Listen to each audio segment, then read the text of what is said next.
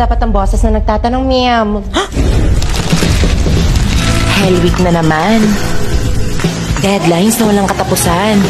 Venn diagram chart na prepare 20 titles, a long quiz, also the book report. Exam dito. Group project dyan.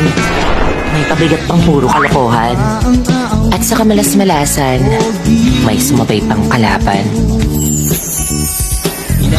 Pero laban, Tell me, how are we going to win in life if you guys can't even finish a freaking project?